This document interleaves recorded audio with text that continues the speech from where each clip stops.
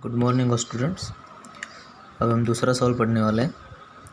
इसमें आपको दो पूर्णांकों का गुणनफल बराबर HCF गुणे LCM ये सिद्ध करने के लिए कहा है। ठीक है।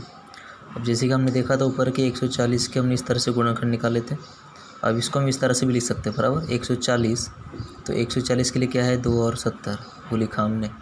फिर 70 के लिए क्या है 2 और 35 वो भी हमने लिखा 2 और 35। फिर 35 के लिए क्या है 5 और 7 तो इस तरह से हमने 35 के लिए 5 और 7 लिखा। ठीक है। तो हमारे पास दो संख्या है 510 और 92।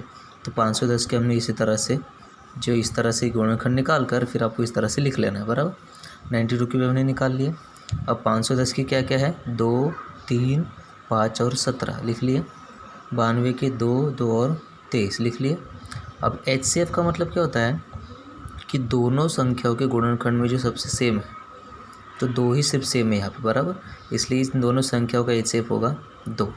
और LCM का मतलब क्या होता है सेम के अलावा और वो खुद संख्या, जैसे कि दोनों में 2 सेम है तो इसका 1 2 हमें लिखना है और बचा हुआ 1 और 2 है तो 2 की 2 घात, फिर 3 5 17 और 23 ये सारे संख्याओं को गुणाकर करोगे तो 23,460 जवाब आएगा।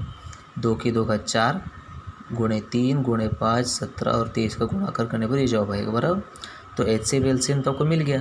अब हमें हल क्या करना था दो पूर्णांकों का गुणनफल। तो चलो दो पूर्णांकों का गुणनफल यानी दो पूर्णांक कौन से आपके पास 510 और 92 ये हमने लिख लिए।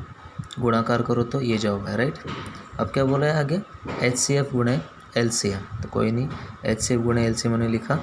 HCF कितना है आपके पास 2 है गुणे LCM कितना है आपके पास 23,460 वो लिखा हमने। गुणा करेंगे तो 96,920। तो अब ध्यान से देखो दोनों जवाब सेम है, इस तरह से हमारा ये जवाब हल हो गया प्रूफ्ड।